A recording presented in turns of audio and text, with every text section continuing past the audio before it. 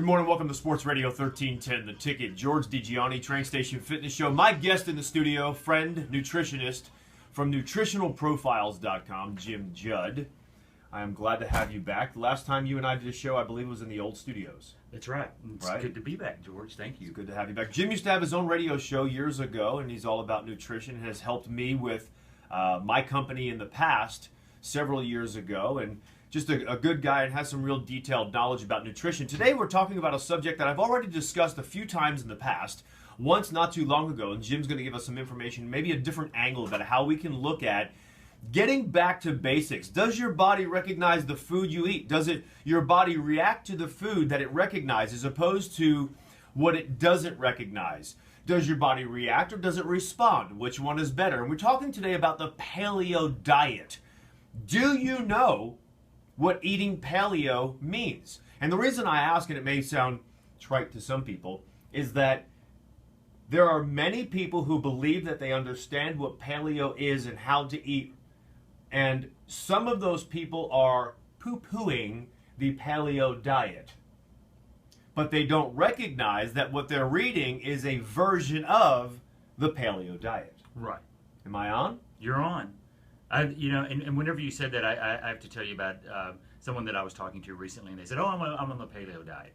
Well, the guy was, like taking the top piece of bread off of a sandwich that he bought through Burger King, and he really thought he was doing the paleo diet. So it's not about scraping the top off of a pizza, eating it, and throwing the dough away. Mm-hmm. There's a lot more to it, and we'll get into that. Okay, so we'll talk more with Jim Judd coming up next. 7:04 Sports Radio 1310, The Ticket.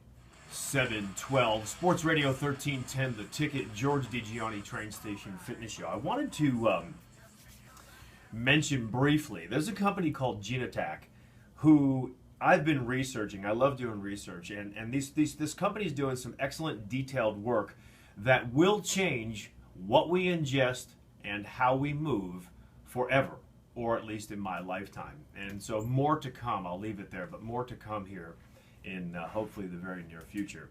On the show today is my good friend Jim Judd, nutritionist. His website is nutritionalprofiles.com, and we're discussing the paleo diet today. What does that mean? Do you know? Have people poo-pooed that diet? Do they say it's not good for you? Does your body recognize what you eat? If it does, it'll respond accordingly. If it doesn't, it'll react accordingly. Jim, what am I talking about? Well, you're talking about, in the realm of how foods, act in your body, how your body responds to it, how your body reacts. What we've seen in a culture today, and I'll just say that Americans are now hitting somewhere between 14 and 20 on the scale of the healthiest countries on the planet. And so what we can really point at today is that the overprocessed foods that people are eating, and grains and legumes fall into this category, they're causing all types of illnesses from baseline high inflammation, insulin sensitivity, cardiovascular disease, cancer, diabetes. All of these can be traced back to how the body is reacting to that. So what paleo really is about is I think, cleaning up the diet considerably and consuming the foods that our body naturally knows how to respond to. And respond is the key. We want it to respond. Today, we're discussing the Paleolithic diet. Paleolithic man aligning with food of his or her ancestors, and why some believe eating paleo is not healthy. Are they referring to a true paleo diet? Or is it a modern version that they call paleo, which I call failio? That's right.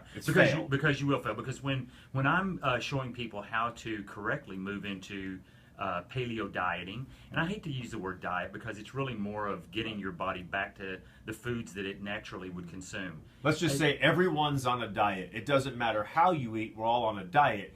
The choices you make of the type of diet you're on is what we're discussing. Yeah, and we're so massaged into thinking that food, with advertising and with marketing of big food, we're massaged into thinking that what we're eating is natural where it's really not. What I look at mainly, like the big definition of paleo for me, is a true natural way of eating, of getting away from any processed foods at all. I mean, to where it's just minimally processed. But Jim, they taste good. I love Ritz crackers. I love ice cream. These things taste good. I'm not saying I have them, but I love these things. I like brownies. How could you tell me not to have that when I crave it and I like it? Well, I would never tell you not to have a brownie, but what I would tell you is let's make that brownie differently to where it will look, feel, and taste exactly like what you're used to, picking up an Entenmann's off the shelf at the grocery store. But let's make it better. Let's do something that's not going to cause an inflammatory response in your body. Getting back to how grains are grown today, how legumes are processed. You know, the main thing with grains and legumes, beans and rice, which we've been mistakenly taught that those foods are actually good for us for reducing that lipid panel of cholesterol, triglyceride, HDL, and LDL. The problem with it is that they contain a compound called phytic acid. Phytic acid is a natural inflammatory producer in the body. And so when we look at, well, you know, people will often ask me, well, where am I going to get my energy from if I'm not getting it from whole grains, beans, things like that? And I said, well, your body's number one source of fuel is using fat correctly. And you know that. I mean, I'm not telling you anything new. But it's good to continually say it to people who might be new and not. That conversation, because people are still today so afraid of fat, and it is our biggest nutrition friend that we have. Sure. It's the most nutrient dense. It's the best source of fuel that we can put in our body. But you have to know why. Why and how. How do I do that? Because it's typically fats that people are not reaching for today that are the ones that will benefit your body the very most. And so that's what, you know, cleaning up the diet, like I always go back to that. I'll tell people, let's clean your diet up. And what that looks like is really going back to locally grown, organic, grass-fed, anywhere that you can get that those sustainable foods. And so it's reintroducing those nutrient-dense foods, and when people's eyes light up, because again, we've been so convinced that things like red meat, egg yolks, liver, organ meats, you know, all the deep water fishes. You know, I'll constantly, you know, tell people sardines, and of course they'll turn their noses up at that. But until they start introducing themselves to these foods, they really don't understand what levels of health they can have, how they can be lean, more energetic, disease-free, and especially slow the aging process. So let's go back to grains for a moment. Someone might argue, say, hold on, Jim. Many years ago, people were eating grains. How do you know? How can you blanket anybody eating grains today and saying all grains are bad for us today in modern society? How do we know that grains that are grown in one country or one part of this country are not more healthy than the grains that are grown here or locally? Well, the way that I approach that is at the top of that question, you have the way that grains are grown today because they're so genetically modified, and I'm talking about all of them, not just corn, not just soy, but you get into all the rices, you know, and then people say, well, what about, you know, organic quinoa or organic kamut or organic amaranth?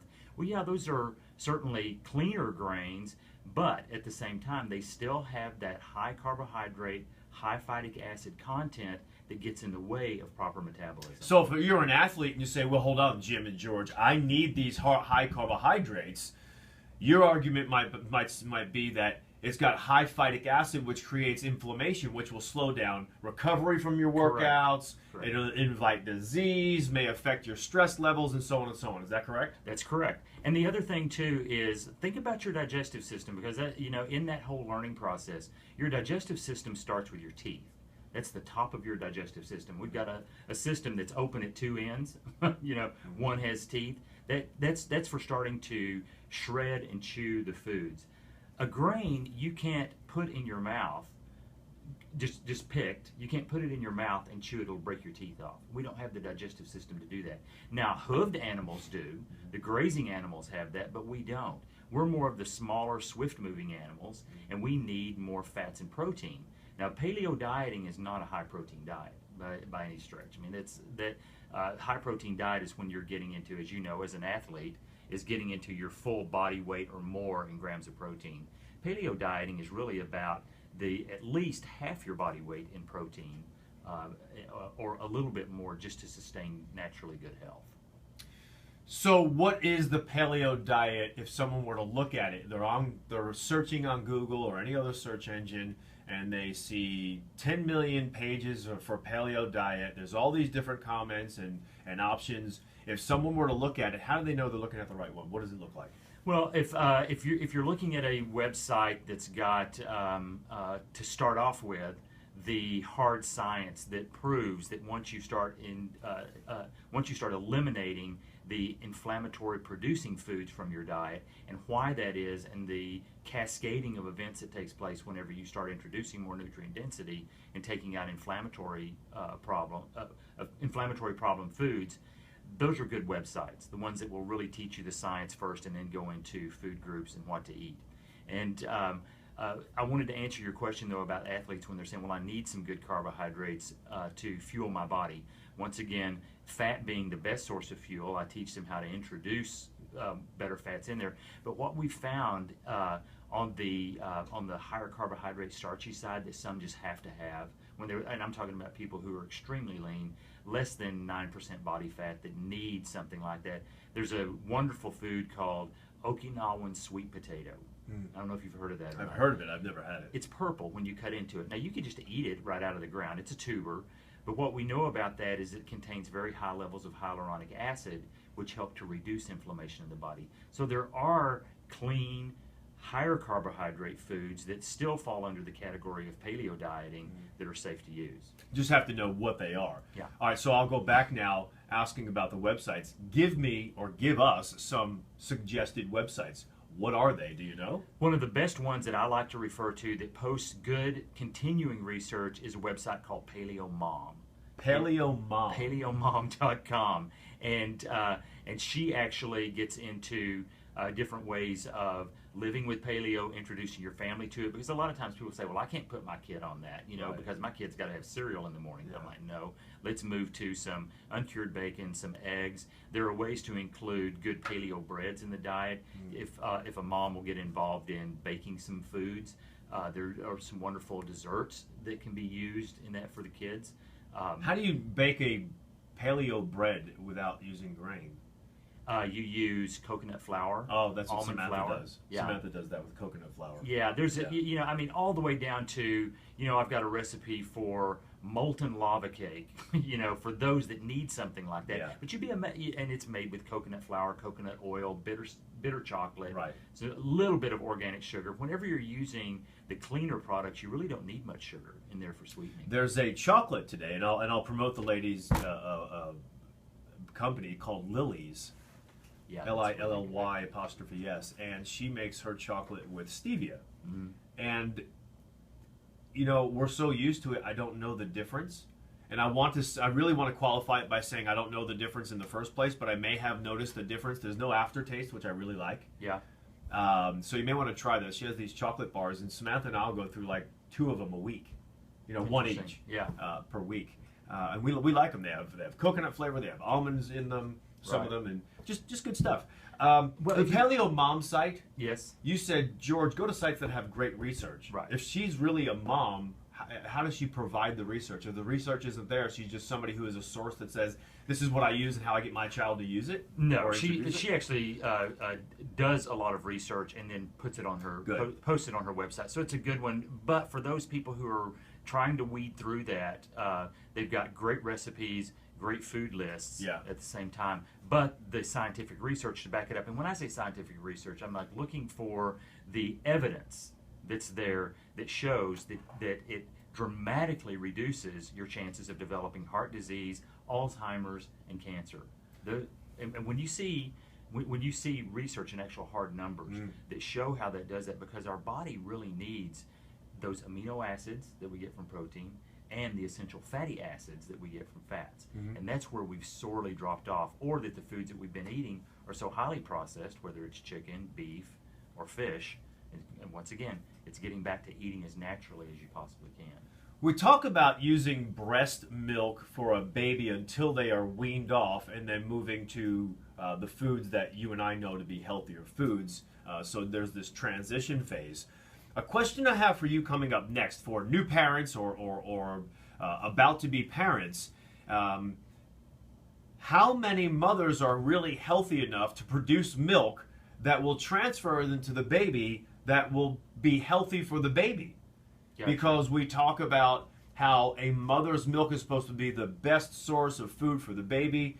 However, when you have all of those toxins and you have medications that we're getting from our water supply, the foods that we're eating, just the environment. All we're doing is taking that and putting it right into the baby. Is that really the best source, or is it the only source? We'll discuss that coming up next. And also, we'll do some self-testing. You have to ask yourself certain questions about how you feel. What is the status of your health?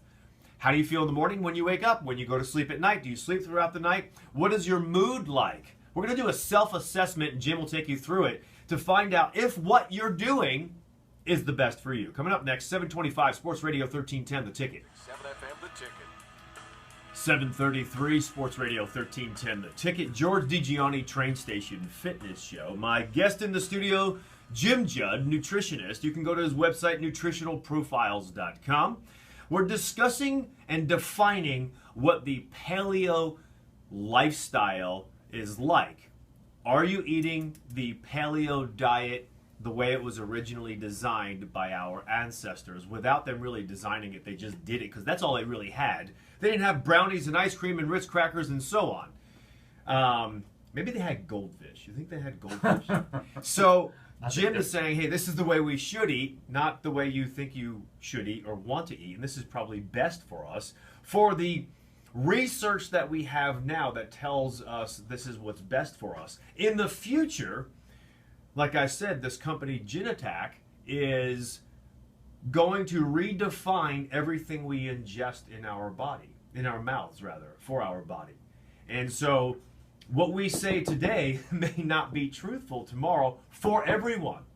Yeah, one thing that we do know when you're talking about genetics is that food will impact your genetic expression faster and cleaner than anything. Right. So we'll get into that at another time.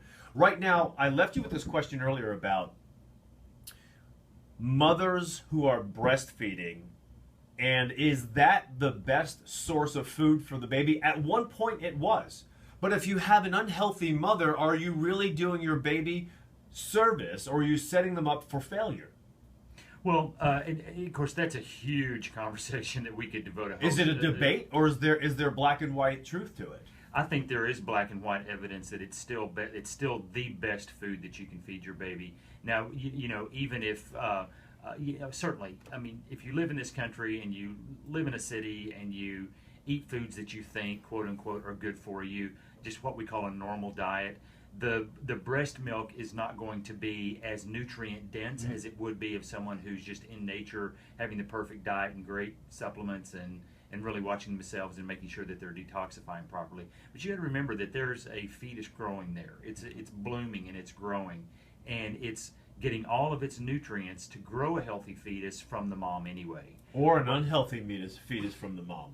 Absolutely. But, you know, our bodies are really magnificent, and even in how your body can translate, and I hate to say it, but translate even junky kind of food into something good to grow that food, because it becomes the body's number one task, is growing that fetus in the healthiest way possible. So the body will compensate. It'll adapt, and yes. It'll compensate. Absolutely. And it might detract from your health to make that baby as healthy even as possible. Even if the fetus needs to get good calcium from the bones of the mother, the body will do that. Okay. So there's this marvelous way that the body tries to move itself towards health, move itself towards homeostasis. It's a natural tendency for our body to do that. So naturally, in the first 7 days, most of the mother's breast milk is colostrum, which is that immune-building substance that's naturally occurring in breast milk, whether it's in animals or humans. And so that's really what the baby's after, to get a good seated, good foundational immune system, is that first 7 days of just colostrum. It's very sticky that comes through the breast milk. So yeah, it's still, for the protein source, the protein size, the fats to go with it, the lactose that's there in breast properly milk, balanced. It's all perfect. Now, I'm not saying, but you know, where could you go anywhere on a grocery store shelf and pick up anything that's non-toxic that could, you know, that could supply the nutrients that breast milk does? So you're married, you're at home, you run out of protein shake. You look at Which your is wife. not food, by the way. You look at your wife and you think, "Hey, honey, can I have a little of that?" Hey, Henry Ford. Now, this is a true story, George. We got to inject some humor here. Henry Ford, who was a naturalist, he and his group of friends who were Firestone, Chrysler, Henry Ford, they all would camp together. They would go to Wyoming and stay for the whole summer, and they were naturalists. He only drank human milk. There were 12 wet nurses that he hired that expelled milk for him, and that's all he would drink is chilled human's milk. But think about How old was he when he died? I don't know. I'll have to look that. But Henry Ford was a very healthy guy. I mean, he had a long life. He was lean. He was energetic. He was working into into late age. But he was a naturalist. But when you think about it scientifically, and this is what I have to honor him for, is why would we cross species and drink another species' milk? Yeah, We've said that forever. No other animal drinks another animal's milk. Why are we doing it? Number one. Number two, why are we doing it after we're weaned off of our own mother's milk? Exactly, because I really believe that a child will self-wean. Sure. Off of that, when they start being introduced, when they start cutting their teeth in, they'll naturally wean themselves onto. Unless psychologically they want that to be closer to the mother. I've seen it. Kids are too old and they're still on it. So with that said, let's do a self-assessment test. Okay? These may be just the most simple questions there are, but do you ask these questions of yourself, and do you listen to the response that your body's giving you? I've said 1,000 times, if I've said it once, your body speaks to you every day, not in English, but it speaks in symptoms. What are the symptoms? So, Jim, let's go down the list of some of the questions people can ask themselves, and maybe even write down the answers of how they feel, because once you change, it's like my 21-day body makeover program. You use this program, you can do your self-assessment in the beginning, which we have to put one together, we've not done yet, and then at the very end of it, you can check that assessment, ask the same questions, and see the answers that change to show what has changed from the beginning, because we call this symptom amnesia, where people will change how they eat or control or treat themselves, and then a month or 2 or 3 months go by and they forget the symptoms they had before beginning a program that benefited them, and so they start to fall off the program. And so this is a really important question. The first one is, how do you feel? How do you feel in the morning whenever you get up? Do you get out of bed and you're full of energy and ready to face the day, which is, I believe, how you should feel whenever Jim, you wake up. I've never been a morning person. I can sleep till 10 in the morning. You're wrong. Even when I was a kid, I slept forever. Well, I would say we'd have to look at the diet and go right back, because most people are still eating a diet very similar to what they were eating when they're 10 years old.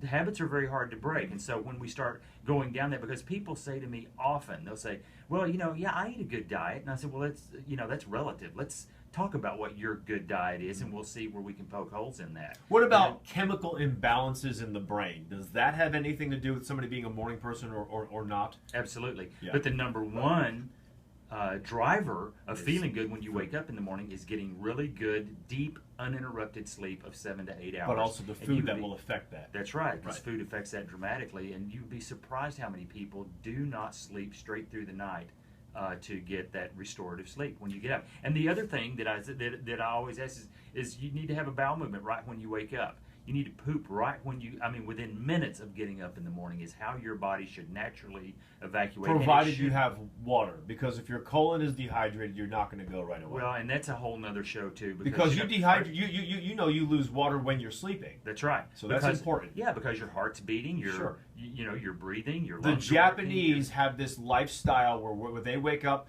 before they do anything else, they immediately drink water. Yeah, and I do that. The first thing that I do is I drink water. But it's either go to the bathroom to have a bowel movement or drink water, number one, because the water helps to push that through. But you should naturally just get up in the morning and eliminate. Okay. Not just pee, but you should have a really good, solid bowel movement that's healthy. I mean, it's a touchy subject, but that's true, because you're breaking the fast. Sure.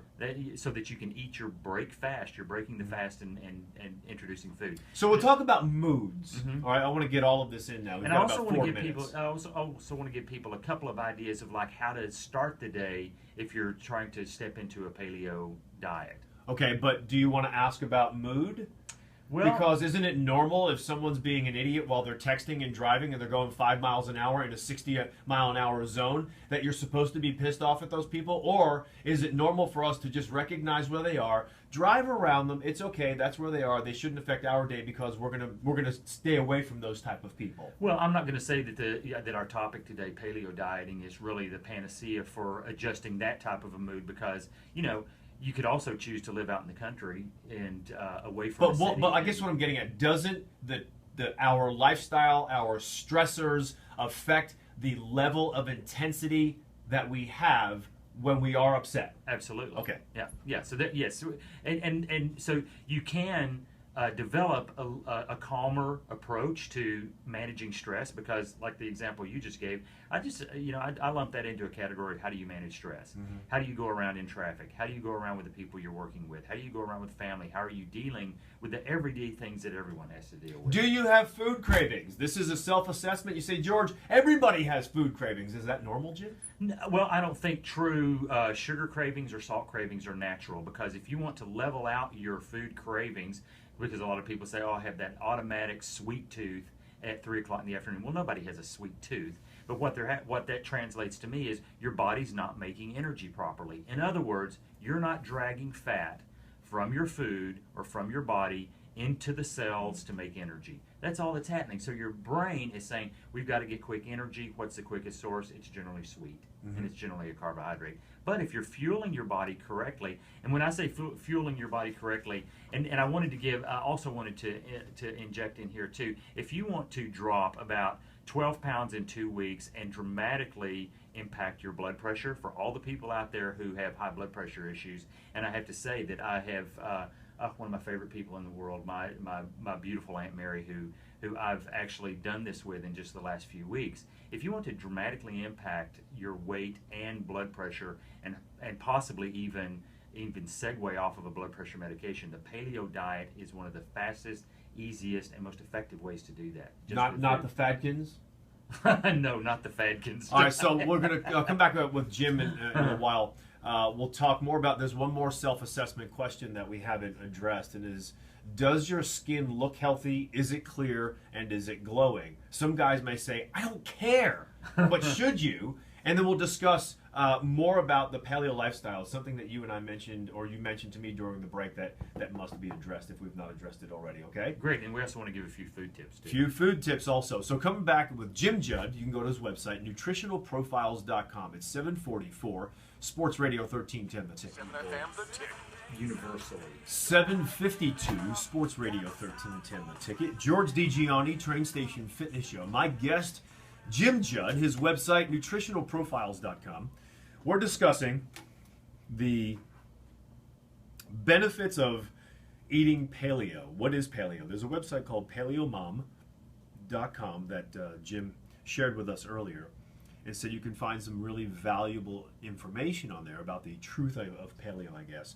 One of the self-assessment questions that we were asking in the last segment, we asked a few of them, and we'll leave you with this one, is, how does your skin look? Is it clear? Is it glowing?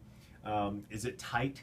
Or do you look older than you really should? And some people might say, well, Jim and George, my family looks older at a young age. Where we see some people they immediately rebound to genetics. Yeah, they rebounded to genetics. And some people say, well, hold on, George.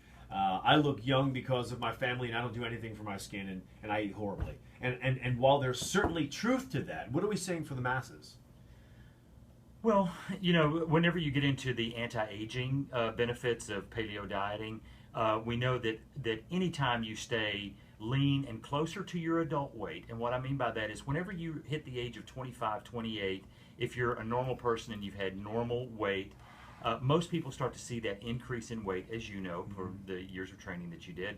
People start seeing that increase in weight, and they think that it's automatic at age 30, automatic at age 40, or that it's just normal. But I'm telling you, it's not. Your body should naturally and easily stay that weight, even with childbirth for women, all the way through into your 50s and 60s, and stay that really good weight. If you weigh 170 pounds whenever you got out of college, you should weigh 170 pounds when you're 60 years old. Isn't it kind of naturally funny? Is it going to interrupt for a moment? Isn't it kind of funny how we either see pictures or see something on TV about how a mother looks so great, she's out on the town a week after having a baby, she looks amazing, oh my God, how does she do that? Girls are jealous of this person, and they don't recognize, while that's not the norm, that's normal.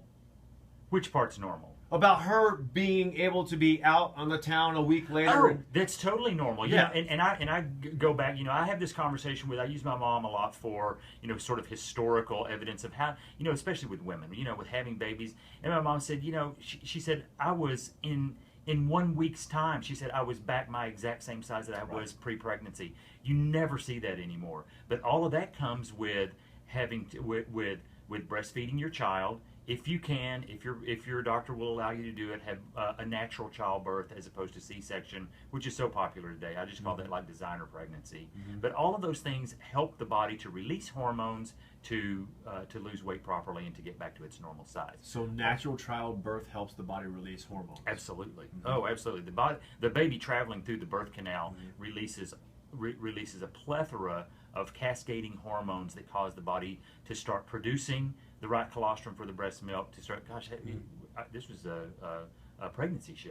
Yeah, right. All right, we've got 3 minutes left. How do we make paleo work for everyone listening right now? What are some of the takeaways they can do right now while they're listening to the show or when they finish the show? Okay, the first thing that I always want people to do is try to look at foods that are still in their natural state that you could eat whether you cooked it or not. Because and that even includes meats. I'm not saying to eat raw meats or raw, but we could if we wanted to and stay healthy. Eat and you see that in very fine restaurants. You'll see steak tartare. You'll see raw fish for sushi. Not to say that that's the way to do it because I cook all of my meats, but always go natural. If it's processed, stay away from it. I tell people that's the first line. In the grocery store, stay around the perimeter, get out of the middle of the store because all the natural how do we make paleo work for us though? Go ahead. The best way to make paleo work is start your make sure that you're eating breakfast within an hour of arising. I always say, start out with 2 glasses of good bottled water that will irrigate your cells,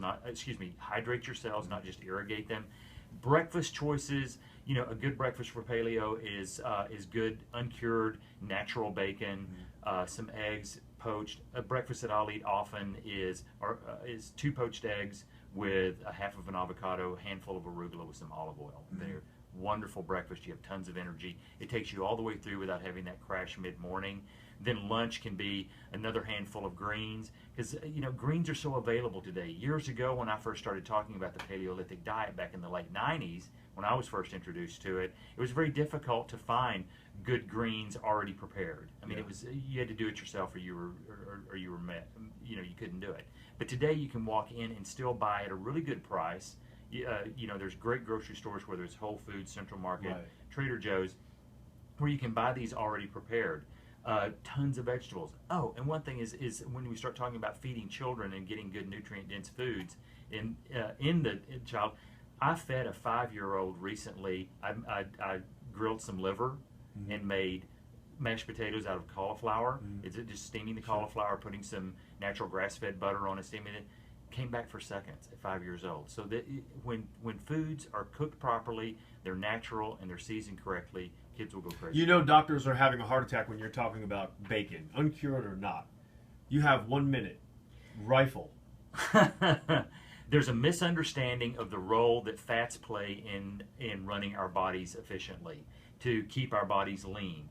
There's all of the information that fats have always been the driver for disease, but actually the science has now proven, and of course Dr. Atkins, he proved it in the 1970s with his book of knowing that in order to lose weight properly, we have to have fats in our diet, not combined with carbohydrates in the form of eclairs, pastries, muffins, pancakes, breads. Because often I think where people got themselves in trouble is they would say, well, they would read the science about Atkins diet or just fats in general that doctors tell us to stay away from. We'll use bacon, since we mentioned that already. And they'll say, well, these are good for me, but I'll continue to have a donut, or I'll continue to have those crackers, or I'll continue to have breads.